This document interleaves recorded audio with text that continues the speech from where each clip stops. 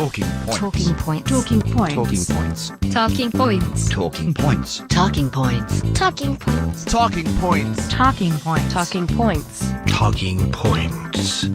This is Talking Points, the panel discussion program for Western Maine, devoted to topics drawn from stories which have appeared in Today River Valley, the video news feature program of the Androscoggin River Valley.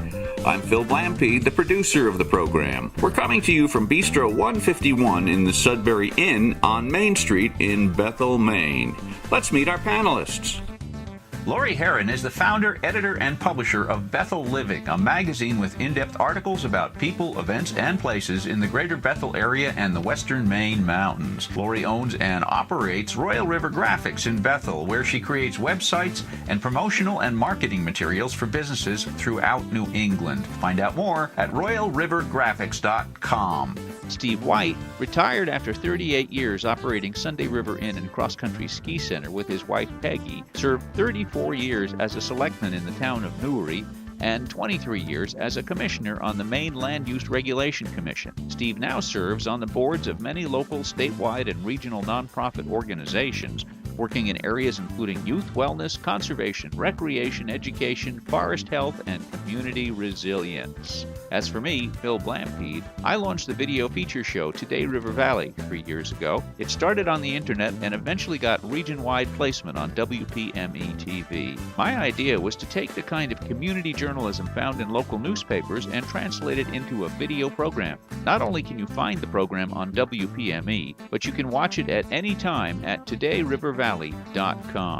This month, the panel is going to look at the problem of homelessness in the small towns in western Maine, following up on a story about that problem in the April edition of Today River Valley. Then, there'll be a visit from Allie Smith, proprietor of Bistro 151 and the Sudbury Inn, who'll bring the panel a delicious signature chicken dish that they feature at Bistro 151, as well as wines that go perfectly with it. If you love good food, you're definitely going to want to watch this and see if you don't want to come to Bistro 151 and try this yourself.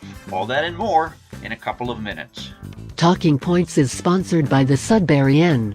Lodging, fine dining, and a lively pub in an historic inn, right on Main Street in Bethel, Maine. Make the Sudbury Inn your headquarters for your next trip to Bethel. Centrally located downtown, this charming 19th century inn offers accommodations from a full apartment with its own fireplace to deluxe two-room suites to single rooms. And you don't have to go far to find the best of Bethel, with fine dining in our main dining room, pub fare and live music in our popular Suds pub, and a bistro menu and bar in Bistro 151, which features light fare with a creative flair, lobster ravioli with a shrimp cream sauce, sweet pea and caramelized onion ravioli with a blue cheese sauce, blackened sea bass with a cucumber salsa, citrus glazed veal short ribs with an Asian sauce. The Sudbury Inn is family friendly, can accommodate pets, and as the magazine Bon Appetit put it, is the perfect way to end a day in Bethel. Call today for more information.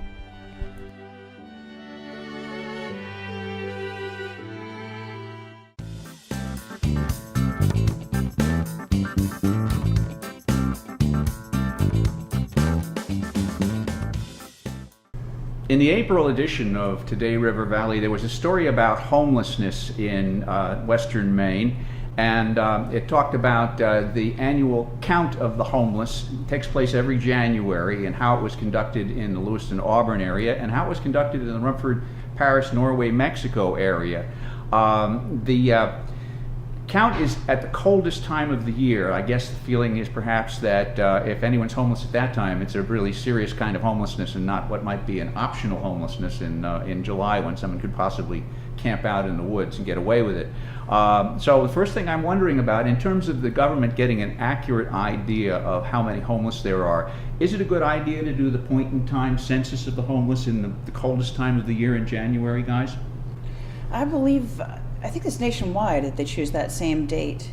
So it's not just Maine, it's also California, all across the country. But why January? That certainly, if I think we'd have a lower count, wouldn't represent reality for Maine, because many folks would be on other folks' couches. Yeah, I couldn't tell from what I saw of that show whether they were also counting people who were in the beds in shelters. They were, yes. So Yeah, that's considered homeless. Yeah. Well, there is Census. an optional homelessness phenomenon. Particularly, you get areas of that have vacation value to them, where in the summertime the price of the real estate and the rentals goes way up, and in the wintertime the vacationers are all gone, and the apartments and the cottages and everything become inexpensive to rent. And you very often will have low-income people living in those areas, like on the ocean or something, who will sleep in cars or go into tents in the woods during the summer months, and then go back into the winter rentals once they become available. Or vice versa at the ski area. Folks that can afford summer rentals up at the ski area because there's nothing going on, everything's empty, but then are ousted by much higher rent in the winter for vacationers. Well, it's interesting that there seem to be different kinds of homelessness, and there's a very distinct kind of homelessness in the Oxford County, Western Maine area, and that is that it tends to be less people, say, in their 40s and 50s who have been homeless repeatedly over the decades, and more the kind of a thing where you get a young person who gets thrown out of their family home. Maybe they're not getting along with a step parent or something like that, yet they haven't acquired the skills necessary to live independently, sort of a failure to launch. I have a clip from the coordinator of homeless services at the Rumford Group Homes, Melissa McEntee, describing exactly how that works. Let's take a look at that. Yes, there is a homeless problem with youth in this area. By and large, though, I'm going to say young adults is mostly what we see. On any given day within our shelter programs, you're on average likely to see people that are under the age of 30 that are just struggling. And it is they didn't graduate from high school, they haven't been able to maintain long-term employment, or they have been able to maintain employment, but in this area there's not a lot of jobs. So maybe they were laid off. We do see people working, but not earning a livable wage. So they have children and can't provide for their children. Alrighty, so that is the situation in Western Maine, not the 45-year-old alcoholic who's been homeless for 3 or 4 decades, but the 19-year-old who can no longer live with his parents and doesn't know how to cope with life. The hopeful thing there is that I think when you have a younger homeless population that's suffering from failure to launch like that, there is a good opportunity to provide services to them which can teach them the skills they need that will allow them to take care of themselves, find housing for themselves, and in the future possibly avoid becoming homeless again. And that's what the Rumford Group Home does. They work with them very vigorously to try to teach them the skills, job acquiring skills, house acquiring skills, how to rent an apartment, how to stay responsible in paying the rent, and so on. And also how to access the services, perhaps like Section 8 or housing vouchers that they might need in order to stay in housing. And then after they're out of the shelter, they actually have personnel which follow them for a while to make sure that they are continuing to take care of themselves properly and are staying housed. That's wonderful. I think in this particular group home, don't they also have several young mothers and their children? So they're providing shelter for single moms with growing needs, and it sounds like a fantastic program. And it's set up not as she shared on the video, not so institutional. It's bedrooms, it's a home, and I think they need to report in and about job searches in order to qualify for. They're woken up early and encouraged to get out and seize the day, and try to look for jobs, opportunities. It fascinates me that these people have to get out of school or whatever situation they're in and fail before this is available to them. It's just something that ought to be taught when they're growing up, and if it's not taught by the family, then unfortunately the schools have to take over. So it would seem as though there ought to be a life lessons course in the schools that would help with this. Well, I think there are in some schools. They do have life skills classes. Everything from how to open a checking account to how to rent an apartment to how to fill out a job application and so on. Wonderful. This is not just a Western Maine problem. It's certainly between here and the coast and beyond. As a mother of growing teens, they've got friends that are bounced around from broken homes, and invisible parents part of the time. And I think maybe the largest growing population of homelessness is this younger generation, the teens to the mid-20s that they just don't know how to fend for themselves. It's unfortunate. Talking Points. We'll be right back. For 3 generations, R.E. Lowell has been the family-owned lumber and hardware business with locations in Buckfield and on Route 4 in Turner. Whether you're a professional contractor or a do-it-yourself homeowner, R.E. Lowell has what you're looking for. Become part of the family. When you're looking for hardware or lumber or building supplies, look to Lowell.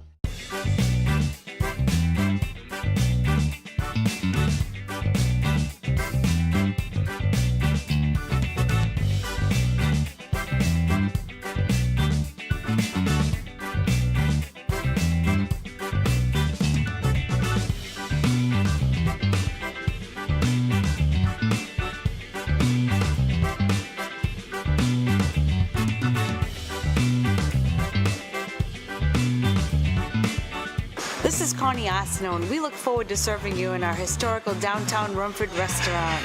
Connie's Place, now open at 136 Congress Street, downtown Rumford on the island.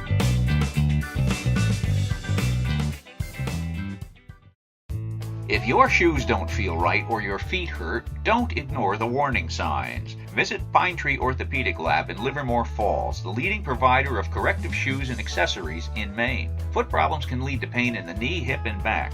At Pine Tree Orthopedic Lab, we design footwear to relieve pain or discomfort from disease, overuse, or congenital conditions. In our retail showroom, there are 4 certified pet orthotists who provide your initial foot exam at no charge.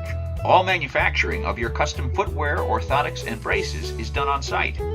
Hi, I'm Bruce McDonald, president of Pine Tree Orthopedic Lab, and I'd like to invite you to come to the most unique shoe store in Maine, where we are the foot comfort specialists. Don't ignore that discomfort. Pine Tree Orthopedic Lab, open Monday through Friday 8 to 5, Saturday 8 to 2. Looking for a convenient and inexpensive place to stay in Western Maine? Visit the Paris Inn Motel, located conveniently on Route 26 in South Paris, a short drive from the Oxford Casino and the attractions of the Bethel area. Newly renovated rooms, open year-round. Talking Points is sponsored by the Sudbury Inn. Lodging, fine dining and a lively pub in an historic inn, right on Main Street in Bethel, Maine.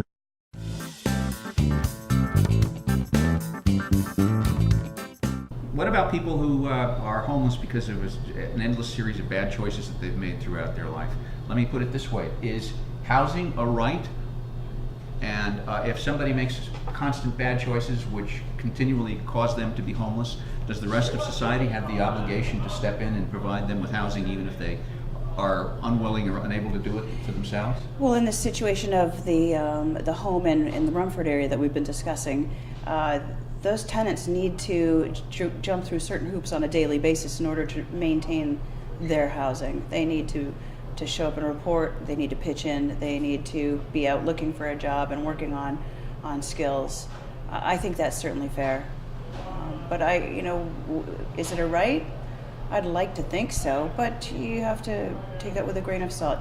In a situation where someone's not willing to jump through the hoops to get services and food, shelter provided to them, if they can't do the necessary requirements, then they're going to fall through the cracks. And often that's sometimes a mental health issue. So many budgets and programs have been cut, and these people are left with no choice. Well, if housing is a right and society always has to step in when somebody doesn't provide housing for themselves, that means that you're going to be paying for somebody else's housing. Well, in 2010, the Obama administration instigated a program called Opening Doors, specifically targeted at homelessness, the first ever federal program targeted towards that. And since that time, since 2010, unsheltered homelessness is down 26%, veterans homelessness is down 36%, and overall is down 12%. Those are pretty good statistics in a 6-year period. Unfortunately, they're going to fall back on society if they're not treated in one way. That's right. If pay now or pay later, right? Well, they're either going to be able to avail themselves of services that are given, or they're going to be ending up in the emergency rooms, right, which is going to cost us more. That's true, and just from a practical point of view, maybe not from a moral point of view, but from a practical point of view, it's worth it for society to deal with homelessness in order to reduce the costs that the homeless incur on society if they aren't helped. Right, although I think that we should be forever upping our game in terms of education and creation, or helping people to understand that they do have self-worth and things like that. A lot of what causes all this is some kind of isolation, whether it's physical or societal or mental or whatever, that's causing them to withdraw from society. And then the problems just get worse and worse. Talking Points. We'll be right back.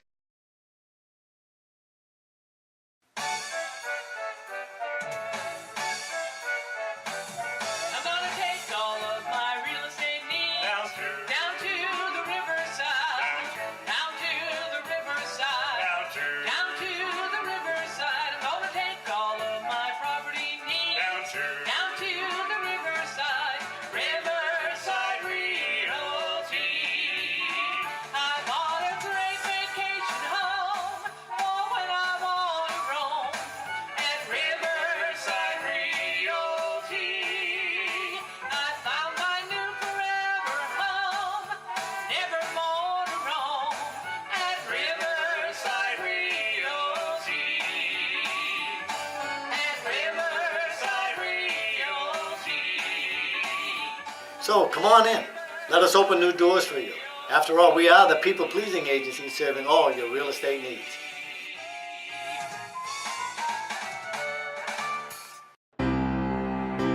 The thing about Pat's Pizza is that it's informal, but the food is really good. It's not just pizza. They make their own dough there, they make their own lasagna there, and it's a very comfortable place. You go in and it's a rustic post and beam interior. Portions are incredibly generous. Staff is friendly. You know, I like trying the microbrews. They have a selection of microbrews at the bar. They have a 6-page menu. It's you have to think a while before you make a choice. They have gluten-free specialties, including gluten-free carrot cake. They've been there for nearly 2 decades, and I think there's a reason why. It's a very pleasant place to find some really good food in a comfortable environment.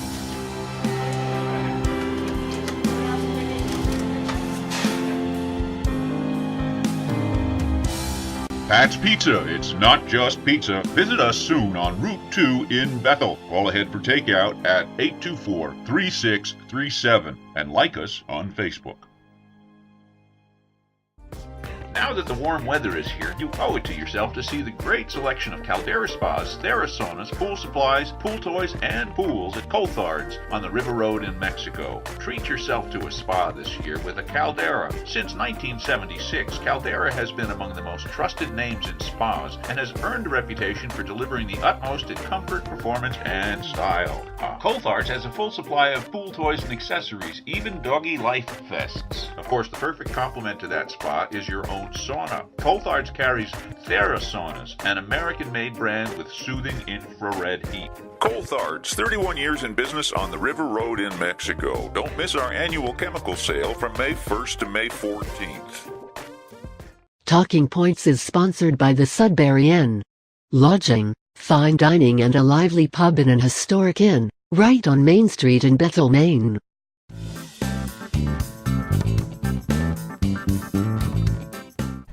Today we're with Ali Smith, proprietor of Bistro 151 and the Sudbury Inn, who has presented us with a delightful repast of wine and chicken roulade. Ali, what exactly is chicken roulade? Basically, it's a boneless chicken breast. It is flattened out. It's butterflied and flattened out, pounded down just a little bit, and then Peter stuffs it with goat cheese and prosciutto and asparagus, rolls it all up and pan fries it, and then it's served on a bed of green spinach with a sauce poulette, which is the French word for chicken. It's a cream sauce with mushrooms, and then it's all topped off with crispy fried leeks. The idea of crisping leeks, these are leeks you said? So is that would be comparable to what might happen if you have a fried onion, a blooming onion? It responds the same way? It's actually quite simple. You take your leek, and once you've actually washed all the sand out of it, you cut it into very thin strips, and then you basically just throw the strips into hot oil. They puff up, and in 5 seconds you take them out and drain them, and they are done. Well, this is very packed with flavor. It's extremely delicious. It's really, really wowing my tongue. The only thing that I can use to judge when something is really elegantly done is that there are a variety of flavors. It's not though you put something in your mouth and you just get hit with, you know, cheeseburger flavor and then that's it. But it's a series of flavors that unfolds, and that's what I'm finding with this. You have so many ingredients in this that it's the clever thing here, and Peter's very good at doing this, it's nice to have lots of different flavors, but they've all got to work well together. That's right. This is a good example of they do just mesh and give you a whole which is more than the sum of its parts. And the cream sauce is nice. Is this always on the menu? The chicken roulade, yes, it's been on the menu all winter. It was not on the menu last summer, but I think we're going to keep it on because it's just such a lovely, fresh tasting thing. You mentioned that you have some specials coming up. What might they be?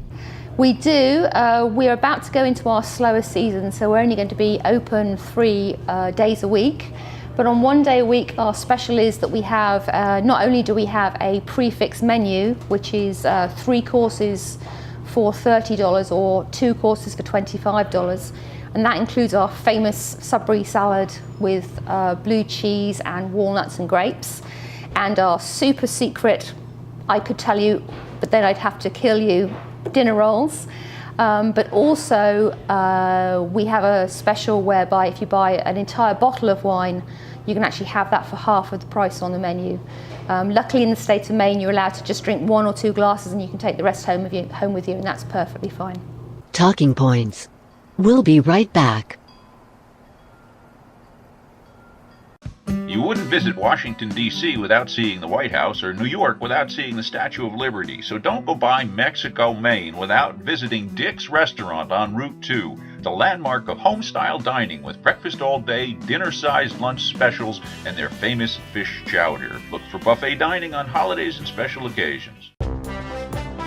If you live in Western Maine, look for the program that offers the stories of the people, places, and events in your community. Look for Today River Valley, the video news feature program for the towns of the Androscoggin Valley in Western Maine. From Lewiston and Auburn through Rumford, Mexico, and Bethel to the New Hampshire border, Today River Valley takes a look each month at the life and times of Western Maine. Look for it Saturday night at 11:30 and Sunday morning at 8 a.m. each weekend here on WPME TV.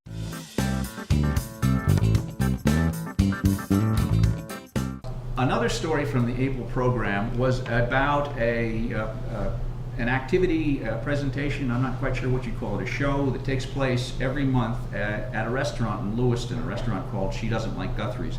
And this is a storytelling event.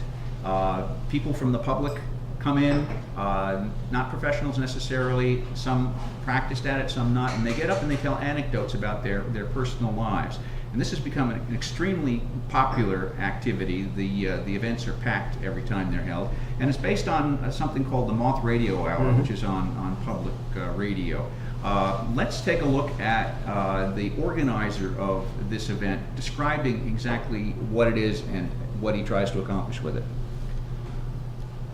So my name is Michael Sargent, and by day I am a college professor at Bates College. I teach psychology. By night I lead a monthly storytelling event known as The Corner. For anyone who is familiar with The Moth from National Public Radio, The Corner is very similar in its model to that, but we have it right here in Lewiston, Maine. Each month of The Corner we have 10 people tell stories. About half of those individuals are selected in advance. I call them our pre-picked tellers. And the other half are selected at random from willing audience members. We always have a fishbowl at the event, and anyone who's willing to tell a story from the audience signs up and puts their name in the fishbowl, and we draw enough names to round out the list of 10. At The Corner, every person tells a 5-minute first-person story, and they do this without notes. So it's not a reading. People are actually standing in front of a mix of strangers and friends, just telling us some narrative from their lives that they are at the center of. All right, so Do you folks think that sitting and watching people getting up and telling stories from their own lives would be an entertaining way to spend an evening? I do, yeah. You mentioned the Moth Radio Hour. I listen to that all the time. I think it's great. Yeah. Now, what goes into telling a good story, do you think? I think it starts with a low and then a crescendo and then back to another low. But you've got to build it up. Timing in the story. I mean, when you pause and everything makes a big difference too. Well, let's see what Michael Sargent says about how the people at the corner practice the art of telling stories. A story has a beginning, a middle, and an end. It has an arc. And the goal is to actually transport the people in the audience, sort of metaphorically, out of the place that they're in into the setting of your story, and to do that just with your words. There's no props, there's no pyrotechnics, it's just your words as the tool you use to transport the audience to the setting of your story. I have some preferences in terms of these narratives myself. I find it far more engaging when the person telling the story is a little bit self-deprecating. When the story is all braggadocio, it's all, you know, I was very good at this, and I walked into the room and everybody was impressed, and you know, I'm not entertained by listening to that kind of story. But when people admit their own foibles, that's always sort of charming. I love a good ghost story. Some of my fondest childhood memories are from sitting around the campfire as a kid and trying to outdo each other with scary stories. And I've got one that I've continued to tell ever since, and my kids have loved it. And I've told it to some of their friends who have little kids, and it's exciting. But stories from your own life are good. And the nice thing about storytelling is you can embellish them, and you can be self-deprecating, and you can create all kinds of extra pieces. The Irish say that a story never loses in the telling. Every time you tell it, it gets a little bigger. Yeah. Well, another aspect of good storytelling is something you were just doing there, which is body English. Yep. When somebody is able to use their hands and their posture and whatnot to emphasize what they're saying, I think it punches home the narrative quite well. Look at Heather from the corner. So my friend actually had 3 priors, so unfortunately. And so when the cop asked who was driving that vehicle, I volunteered and said it was me. He looked at me shocked, and they said, okay, we're going to need to do like a roadside sobriety test now. So we did the whole, touch the nose and everything. And then he has me do the heel toe. I'm sure you're all familiar with this. Well, I have experience as a gymnast when I was in school with the balance beam. And so I did a dip step as I was doing and I did a dismount. And as my hands went up, my hands were quickly grabbed by the police officer and put into handcuffs. And he said, I'm putting you under arrest for OUI. That story is in the April Today River Valley. I think it's a really entertaining story. She was one of the better storytellers that they had on their website. Yeah, the various videos they had. That one. It was great. But I think that story is hilarious. So you guys feel that you have the storytelling knack? Well, yeah. If somebody says, John, tell us a story, I'm not as likely to have it. But if I'm reporting something that's happened, and especially if I've been out with a group, and I could, as I say, recreate it, embellish it. But yeah. How about you? Yeah, I'm okay, but I really do enjoy being in the audience as well. I really like to take it in, and I like to be entertained by a mind-blowing story. I like, just as much as I like comedy. A comedy storytelling event thrills me. Well, that's it for the May 2016 edition of Talking Points. If you'd like to get in touch with us, write us care of Today River Valley, P.O. Box 159, Roxbury, Maine 04275, or join the conversation by adding a comment on the Today River Valley page on Facebook. Until next month, this is Phil Blampede. On behalf of Steve White, Lori Herron, and myself, have a prosperous and healthy month, and we'll see you in June.